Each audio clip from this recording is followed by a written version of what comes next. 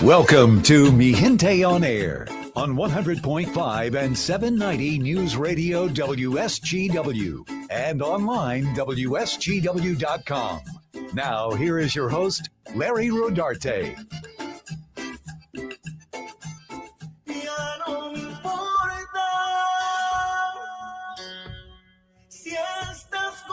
Good evening. Welcome to another edition of Mi Gente on Air. Week after week, I come on here to talk about issues that are concerning Latinos in our community and in the nation. And it's a show that is centered on Latino culture, of course, as well as contributions and concerns. And yeah, I have a concern tonight, and I'm going to be talking about it. But I want to let everybody know that this month, as we celebrate June and going into July, Mi Gente magazine celebrating 30 years of publishing this publication that promotes positive images for Latinos in our community. And it really has been a wonderful ride through these last 3 decades. And I can't believe that I'm sitting here tonight talking about this 3 decades later from when we started. And as many have heard the story before, it started because of the misinformation surrounding the Tejano singer Selena Quintanilla Perez when she passed away and was murdered on March 31st, 1995. And I bring that up because within 3 months of her passing, we published the first issue of which was called Mi Gente newspaper then, with Selena on the cover, and it really sold like hotcakes. We didn't sell it, but we actually gave it away, and people were just really coming up and trying to get the publication. So 30 years for any publication, if you know, is pretty difficult, because what has sustained the publication is sponsorship, as well as primarily advertisers in our area that believed in having a voice for our community, having a voice for the Latinos, Hispanics. We have been called different names. Latinx right now is kind of popular. I refer to myself as Mexican American. But, you know, at that time in 1995, there was very few publications out there. I think El Central in Detroit was publishing, as well as Latino by Elias Gutierrez in Detroit.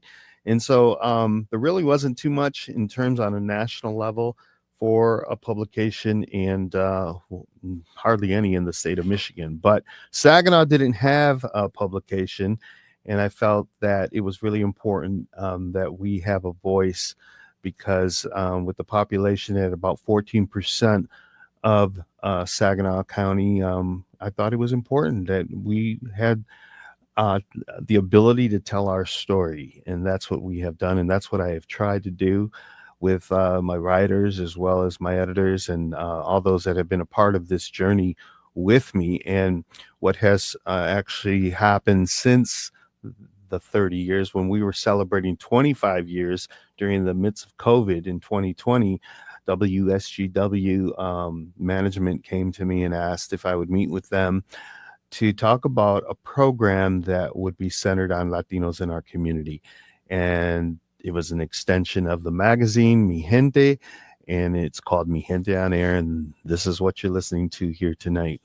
But, you know, it's been really a beautiful journey, like I have said, to be able to tell the stories and to advocate on issues that are affecting our community. I remember one of the big issues was the St. Joe's statue issue, where they took the Virgen de Guadalupe out of the old church, and when they built the new church, they put her on the side of the opening of the church, and leaves were flying in when you open the door, and it just felt very disrespectful. So I took the side of the people that were against having moved the statue in the area, and it was a deep meaning issue for a lot of people, whether you were on the side of the clergy or if you were inside of the people. But we advocated through our publication to make change, and eventually it was. And so that was a big issue story we advocated for, as well as I remember writing an editorial that was really important after 9/11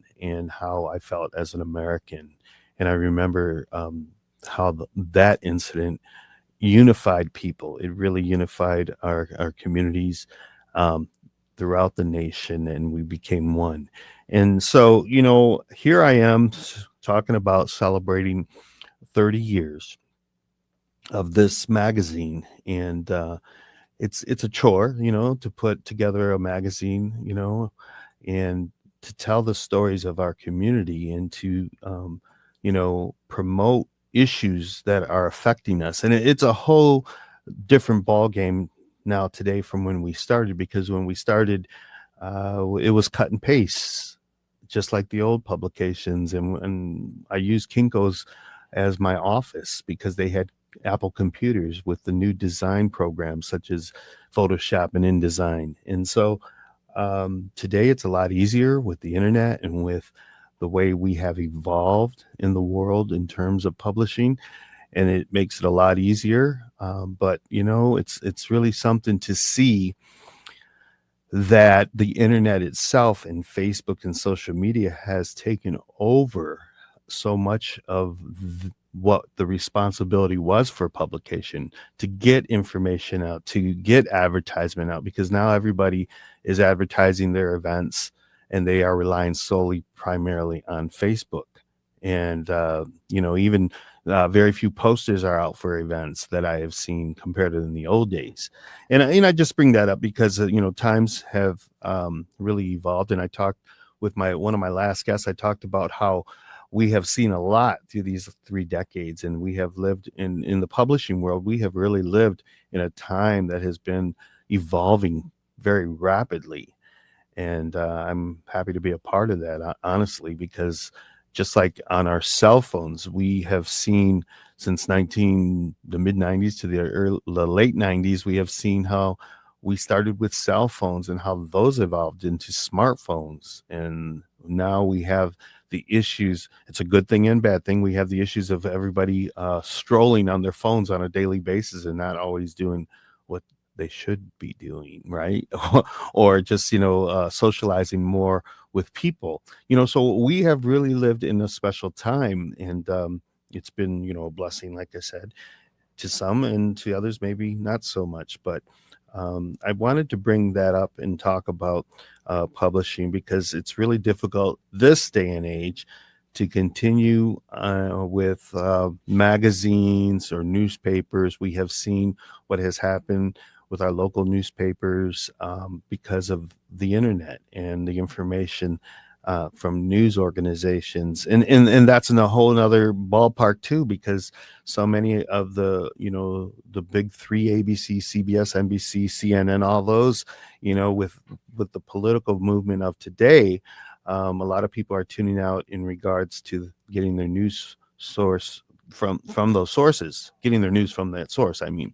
And so, everything's happening, and I feel like it's a whirlwind. I feel like, every morning when you wake up and you're scrolling through your phone, there's just so much. You're just so bombarded with all of that information of what's happening on a national level or what's happening locally. And of course, this whole thing with Iran and Israel and President Trump and what he has done. I mean, it's a lot to take in. So, I hope that everybody's taking care of themselves. And what I mean by that is their mental health, because we are living in tough times. It's tough to see how the world has changed so much. I would say since COVID, even since 2015, since the Trump presidency. And it just seems to me, this is my opinion, that the world has taken a darkened turn. And I think that I don't know what's going to happen in the future. None of us can know, really. But I hope that we kind of get back to a more peaceful world where people are more kinder to each other and have empathy. And, that's part of, what I feel is important as an American citizen today, that we have to look towards positivity as opposed to the negativity. But, it's really tough as a Latino these last couple of weeks. And I'm saying that because of the LA raids that happened with the deportation of many immigrants in our community. Now, I know that, President Trump, that's what he ran on for so many people to get that vote. So that, that was one of his promises that he was going to deport 11 million people. And it's looking like that he's keeping his promise. And I know that many people, always say, well, they should have came legally. Well, there's a lot of factors involved with that, and I don't agree with it wholeheartedly, of course, but I do feel that we should, look to target criminals that have committed murders or violent crimes. Those are the immigrants that, yes, should be deported readily, but criminals, rapists, and murderers are not all immigrants. All immigrants have contributed, many immigrants, I should say, have contributed to the backbone of this country for so many years and continually do so in 2025. And so I think that it's, something that we need to look at as a society is, are we going in the right direction with that? But what I wanted to read was a editorial for this month's issue of Mi Gente magazine, and I wanted to really bring this to the table today. As I read this, it's important because this is what I'm feeling. This image that you see here on the screen, I want to talk about that a little bit, because the editorial I wrote is called Keep. And here in this image, you see it says, keep speaking Spanish, keep playing Mexican music, wear your hoops, wear your braids, wear your cross necklaces, wave both the Mexican flag and the American flag, stay united, stay safe. And you see the artistic imagery there with calavera faces, the Virgen de Guadalupe.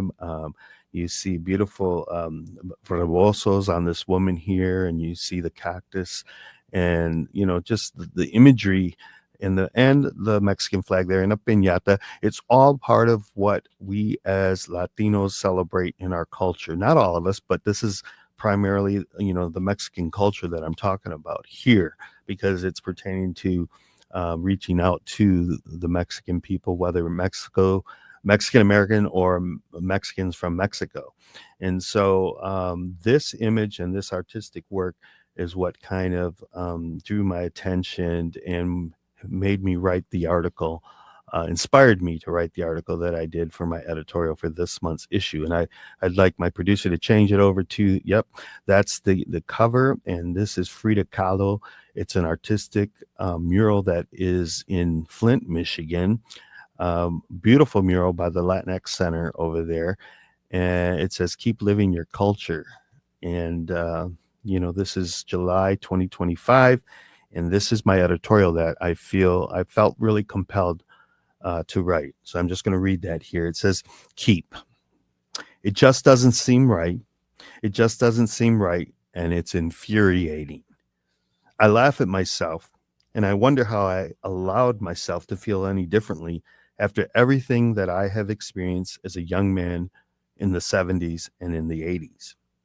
I'm talking about the backlash that Latinos in this country are experiencing due to the Trump administration's crackdown on immigrants. We've all seen the craziness ever since Trump rode the escalator in 2015 and announced his candidacy for president of the United States. There's no need to go into all the tomfoolery that has happened since. We all have lived it. But now it's taken on a different tone with the recent raids in Los Angeles. There is hope still, with We the People protesting during the No Kings marches around the country that upstaged his military parade in D.C. Hope that the atrocities will end, but every week there's a new recklessness that veers towards autocracy, a system of government by one person with absolute power. But what I've noticed is that some Americans, whether because of blatant or unconscious racism, don't want to celebrate Latino culture anymore. Let me explain. Those in support of mass deportations are always evoking the need to get rid of criminals, rapists, murders, etc., as if all immigrants fall into that category. Come on, we as Americans know better, right? But has the racial fear mongering that's been unleashed by Trump gotten the best of us? Are those in the MAGA world simply the loudest? It's happening. This is the United States in 2025, as just one example of many. After U.S. Senator Alex Padilla of California was handcuffed at a news conference while trying to speak with Christine Noem, the U.S. Secretary of Homeland Security, Vice President J.D. Vance referred to him as Jose Padilla.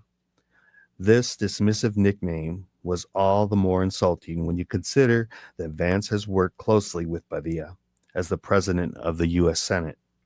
But still, he chose to mock and racialize his colleague as if all Latino men are named Jose. This is the type of bigotry being leveled at Latinos in America. I bring this up as just a recent theatrical example of those in power disparaging Latinos and ignoring their contributions to this country. But Latino culture is belittled on a local level too, such as not allowing Mexican food trucks at events or removing Mexican food items from menus, all against the backdrop of the ICE raids in Los Angeles and throughout the country. Those criticizing the protesters in LA hate that some carry the Mexican flag.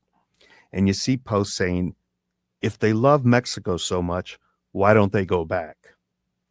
I see it more as a symbol of pride. Mexican Americans, many who were born in this country, are proud U.S. citizens, but they relate to their culture and heritage, and that is what that flag represents. We don't want to be American citizens that forget where we come from, and that's why we readily celebrate with piñatas, enchiladas, and La Virgen de Guadalupe. Most of us recognize that we are 1 or 2 generations away from our ancestors who left their homeland for the promise of a better life in the United States. They are the ones who sacrificed to afford us the privilege we have today, just like the immigrants from Europe and elsewhere around the world did for their families. My point here is this. That imagery, that artistic imagery that you see with the symbols of Mexican American culture, I reprinted that in the magazine because it had gone on social media and many people were highlighting it and sharing it. And it encourages Mexicans to keep.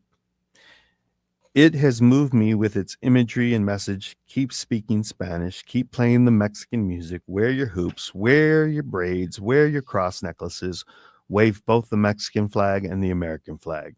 Stay united, stay safe. My work for so long as a journalist and as an operations manager of La Unión Cívica Mexicana has been to highlight our culture, customs, and music, as well as my work here on Mi Gente on Air. So, to all my listeners out there, whether Latinos or non-Latinos who may want to listen to this message, keep making the tamales so we have our biggest tamale taste-off yet. Celebrate the beautiful quinceañeras of your daughters. Practice your Spanish daily. Go buy an assortment of pan dulce with big, colorful conchas. Stream our beloved artists who give voice to our Latino experience. And let out a loud grito as you listen. And for God's sake, squeeze an abundance of lemon into your delicious menudo. Just keep. So that's my editorial for July 2025 as I celebrate 30 years of publishing. And you know, it's really something because the whole reason why Mi Gente came into existence, like I said, was because of the misinformation surrounding the death of Selena Quintanilla. And I remember Howard Stern making fun of her death with gunfire shots in the background when he said that she worshiped a Mexican velvet Jesus.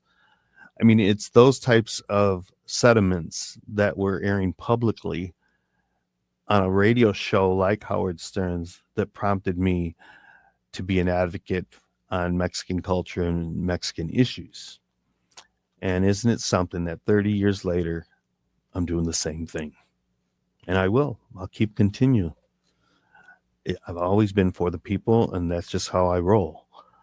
And that's how I will continue to roll as long as God wants me to be on this earth, because I have been blessed, I have been educated, and I have had the privilege of being an American citizen in this great country of ours. And it's a beautiful country. The American experience, although I have traveled throughout the world, I still love America more than any other country because of the freedoms that we have been given through our Constitution and through our leaders through the years.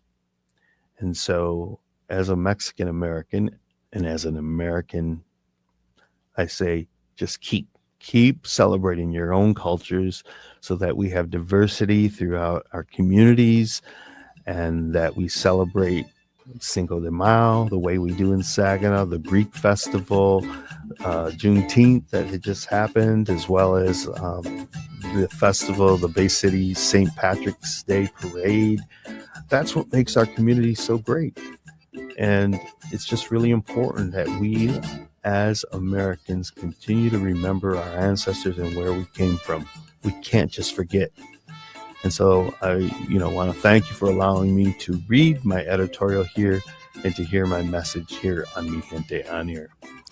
So we'll come back from commercial in a moment, and I want everybody to ponder on that, on what I'm saying, and think about it, because it had to be said.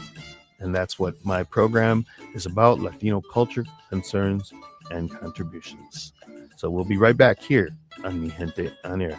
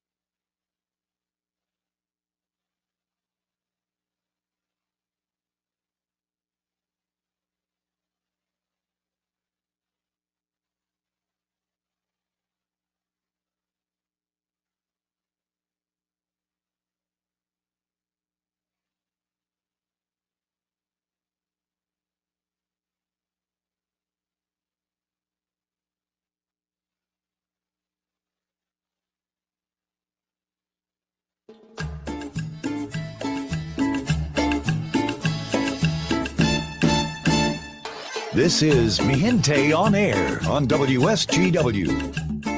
Welcome back. I am your host, Larry Rodarte, and I'm here in the studio talking about the celebration of Mi Gente magazine publishing for 30 years.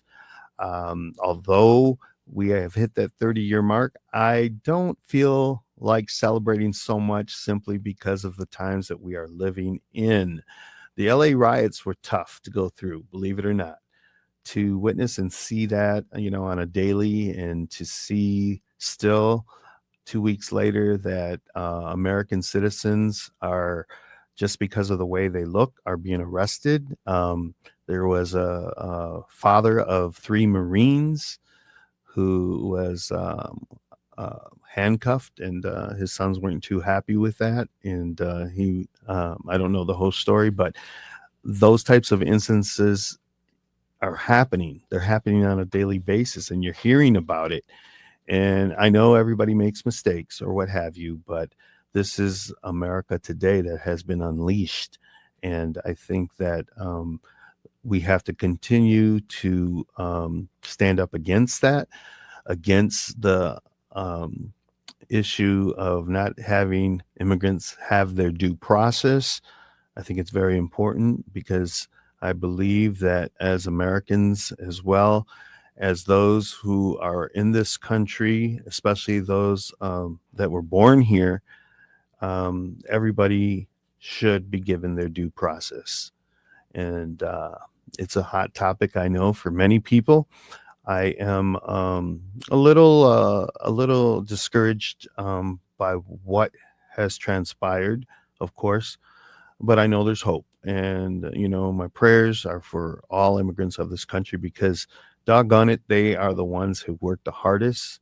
You see them in construction jobs, you see them on roofs, you see them in the fields. And it's kind of funny how on some of the imagery in TikTok where they have MAGA hats, Americans, Anglos who are working in the fields, and they're saying, bring them back, bring them back. We know that, that's kind of far-fetched, but we know, of course, that there's no way that the average American citizen is going to work in the fields the way that their Mexican counterparts will. And that's just the way it always has been. They have put the food on your tables for many, many years. The great Cesar Chavez and Dolores Huerta started the farm workers union to fight against the farmers who were not very kind to the migrant workers and who had pesticides that were making the immigrants and migrant workers ill. That was in the 60s. And they just always been given the short end of the stick, I believe. And so, I'm talking about this as, this is happening, and it's emotional for me to talk about it here because this is my people and mi gente on air. What does that mean? My people on air. And that's what the magazine has always been, mi gente, my people. And we have to have that voice of concern for our community and for the people who, a lot of them, just like your ancestors, have only come to this country for a better life. And I'm talking to everybody. I'm not talking or targeting any particular individual. I'm not talking to just MAGA. I'm talking to everybody because it should be everybody's concern, and we should all stand up for what's right. And I think in our heart of hearts, we know what's right. And so that's why I bring all that up in the editorial of what I wrote. And, one of the big things that we celebrate in Saginaw is, and this is going to be the 4th annual, the Saginaw Taco Fest that is going to be happening on September the 13th here. And I can see that we have the flyer because we're looking and saying save the date, September 13th, 2025. We don't particularly have a location just yet, but it's a big event. It has been a big event when we have thrown it. And I'm talking about La Unión Cívica Mexicana. They are the ones that present this to the community. And the reason why this came about, the Saginaw Taco Fest, is because with the increased popularity of food trucks, Mexican food trucks in particular, there have been taco fests that have been popping up throughout the state and throughout the nation. And I know there are big taco fests in Royal Oak, Michigan, as well as down in Detroit, and the Canterbury Park there in Lake Orion, Michigan, has a huge taco fest. And I know that many of those are not run by any Latinos, but actually those who are in business to actually utilize the Mexican or Latino taco trucks. And, it's a great idea, but I think that in Saginaw, I wanted to make sure that the Unión Cívica Mexicana the civic organization that has been around for 80 years was behind actually throwing a taco fest where we get our local taco vendors, food trucks, whether from Flint, Mount Pleasant, Saginaw, Bay City. We bring them together to celebrate our culinary expertise in our community. And they have been very successful. And this year we will be celebrating the fourth annual. And we have talked about having it at SVRC, at the pavilion, or we've talked about having it as well at the silos where they had the art showdown last year. We have talked about having it in the township again.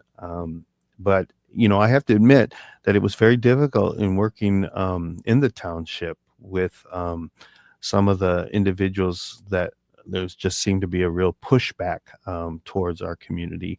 And you're seeing that more and more as we, like I said, have gone through some of the political landscape that our country has gone through. But there's still, a really big love for Mexican food.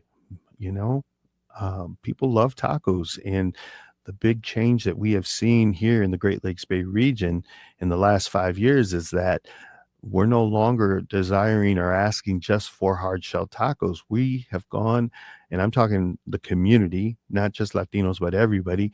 We are asking more for the authentic tacos that are served, say in Southwest Detroit, that have been there from the immigrant population that has come in there. Whereas in the second, third, fourth generation of Latinos here, say in Saginaw, we went into towards the assimilation of having the hard shell tacos that are sold at Taco Bell. Shame on us, right? But everybody kind of wants that more authentic taco now. And I'm talking about the carne asada, the pastor tacos with the onions and the cilantro and in the double corn tortilla. Those are the kind of tacos that are becoming more and more popular. And so that's where we are as a society today, thank God, because the food is just amazing. And Anthony Bourdain, the late Anthony Bourdain, the chef, the TV host for his program, he was really a big advocate for Mexican food. He said that really was the culinary expertise that was very, very favorable for him in what he did in his life. And so, that speaks high volume because he really traveled the world and knew food. And so, the Taco Fest, the Saginaw Taco Fest, will be celebrated, like I said, September the 13th. And we're looking for good food truck vendors, like many of the events that are happening. I know the Old Town Saginaw just celebrated a big event with boats on the water over there in Old Town. And July 4th, there's always great food trucks that are happening around Ojibwe Island. And, when they shoot off the fireworks. Last year we were out there, the Mr. Petito Man truck, and I was really amazed at how many people they are letting back on the island now, Ojibwe Island. For a long time they didn't, because they were being shot right off from the island. But last year, man, there were a lot of people, and it was so nice to see that 4th of July celebration in Saginaw.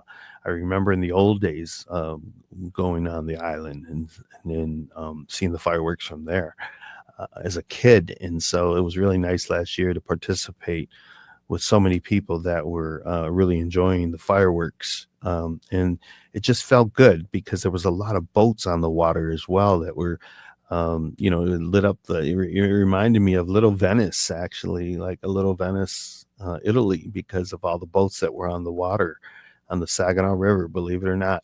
And it just was really nice to celebrate with the community that way. So I'm looking forward to that again this 4th of July. And there are many trucks out there the increase has been for food trucks, and you've got them over there by Habitat for Humanity and the Panda House just by the Holland Bridge. And, it's really packed, and it's really good on an economic level for the food trucks, because the popularity of food trucks, like I said, has been really increased through the last 5 years. So that's what's happening. The Unión Cívica Mexicana is presenting the fourth annual Saginaw Taco Fest, and we hope that we will be adding music and other events surrounding this bigger event that we celebrate in our community. And how's everybody feeling about the 4th of July? You know, it's 249 years since America was founded. 249 years. Next year will be 250 years. In the scheme of countries, we are very young still. You know, when you compare, say, to Italy or some of the other countries in Europe, but we are very young. The Constitution is what has made this country great. And I think that our founding fathers are the ones that foreseen so much that they were able to write this Constitution that has guided this country to be as great as it has in the last 250 years, almost 250 years, I should say. But I remember the bicentennial when it was 200 years that we were celebrating. And I remember the quarters, the bicentennial quarters. How many of you out there in the listening world remember that? And the ships displayed in the parade of ships, I remember. And it just was a joyful time. And I hope that that's how it's going to be for the 250th anniversary next year in 2026. So this coming 4th of July, it's still 249 years. And I'm looking forward to celebrating our country, the United States of America, right? So that's what's happening on a local level, as well as, like I said, this is the 5th year where we are broadcasting Mi Gente on air. I was thinking publishing, but we're broadcasting Mi Gente on air.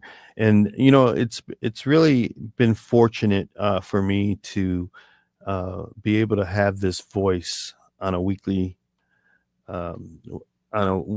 notice of having so many guests, wonderful guests, who have been very insightful to what's happening on a local level, as well as many of the different musicians that I have had from the Tejano genre, from, you know, Bobby Polido to Michael Salgado to the great Carlos Santana on this show. And I feel very fortunate that I have been blessed to be able to be that voice. And I've tried to really do a great job. And week after week, it's difficult to come up with guests or topics or what have you. And it's a challenge at times, but I hope that I've done a great job and that we are going to continue doing this show, because it's important that we are at the table.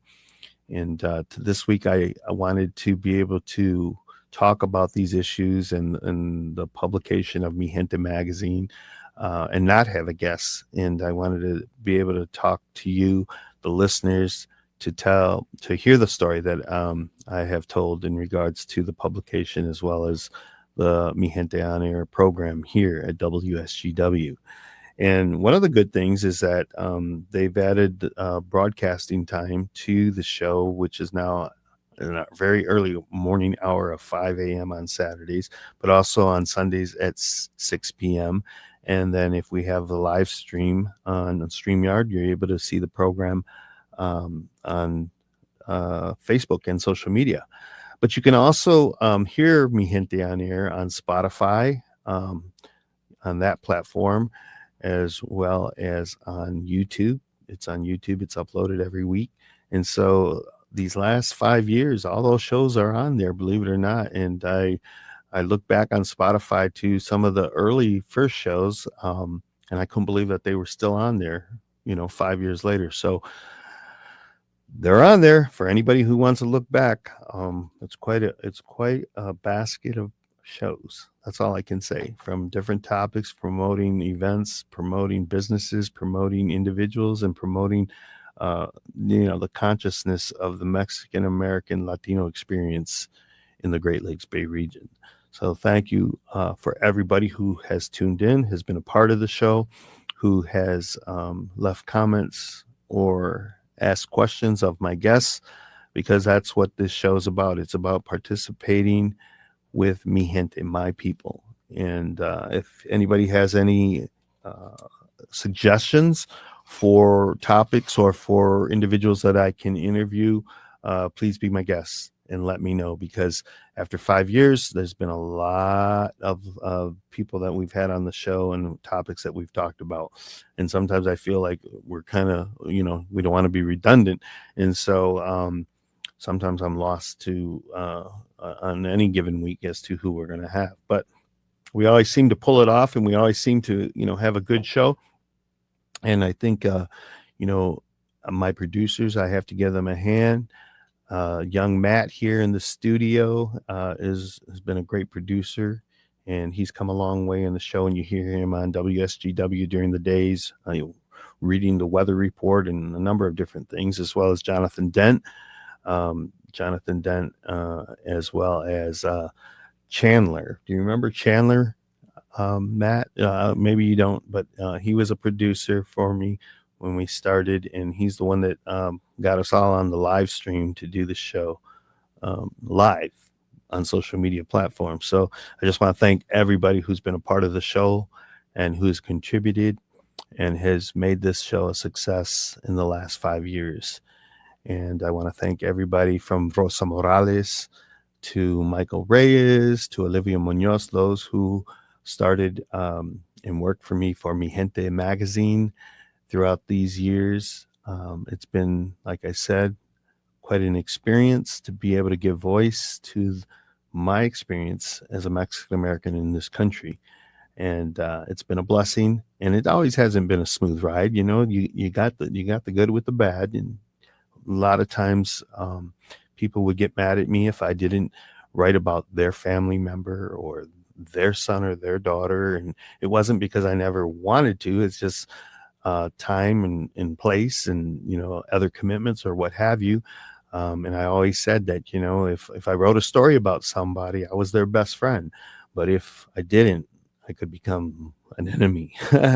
and that's just the way it is. And I understand. And, I've matured quite a bit from the early days of when I started publishing. So I've lived life. I've had life happen to me. And you get a much different perspective from when, say, you're 30 years old and you're a publisher of a magazine. And so I've really learned, and I've experienced quite a bit in that regard. And it's just been truly a blessing to be able to have a journalistic career that I have had, whether it's in written form in terms of the magazine or broadcasting on this podcast radio show here at WSGW. And I've just been truly blessed, and I'm thankful. And I give thanks to God for all his blessing and giving me the talent to be able to do what I do. So thank you, everybody. Thank you for tuning in week to week on Mi Gente on Air. And I hope that we will continue in the next couple of years, maybe, si Dios quiere. That's all I can say, si Dios quiere, if God's willing. So thank you for being with me here on another edition of Mi Gente on Air. Hasta luego.